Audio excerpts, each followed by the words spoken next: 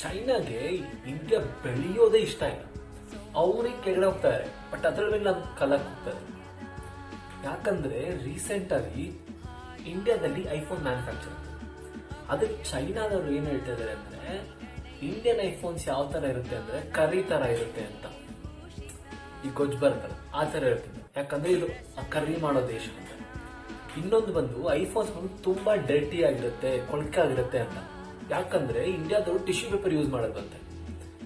ಇವರು ನಮ್ಗೆ ಹೇಳ್ಕೊಡ್ತಾ ಇದ್ದಾರೆ ನಾವು ಹೇಗಿದ್ದೀವಿ ಅಂತ. ಒಂದು ಕಂಟ್ರಿ $4 ಟ್ರಿಲಿಯನ್ ಹೋಗಿದೆ. ಎಲ್ಲ ಇಂಟೆಲ್, ಮೈಕ್ರೋಸಾಫ್ಟ್, ಎನ್ವಿಡಿಯಾ ಎಲ್ಲಾದ್ರೂ ಇಲ್ಲೇ ಬಂದು ಆಫೀಸ್ ಓಪನ್ ಮಾಡ್ತಾ ಇದ್ದಾರೆ. ಅವ್ರು ಬಂದ್ಬಿಟ್ಟು ನಮ್ಗೆ ಇದ್ರ ಬಗ್ಗೆ ಟೀಚ್ ಮಾಡ್ತಾ ಇದ್ದಾರೆ. ಇಂಡಿಯಾ ನಮ್ ನೋಡಿ ಅವ್ರಿಗೆ ಹೊಟ್ಟೆ ಉರಿತಾ ಇದೆ. ಯಾಕಂದ್ರೆ ಅವ್ರ ಅನ್ಎಂಪ್ಲಾಯ್ಮೆಂಟ್, ಅವ್ರ ಸಾಲ ಎಲ್ಲ ಈ ತರ ಆಗಿ ಅವ್ರು ಝೀರೋ ಆಗ್ತಾ ಇದ್ದಾರೆ. ಇಂಡಿಯಾ ಬೇರೆ ತರ ಬೆಳೀತಿದೆ.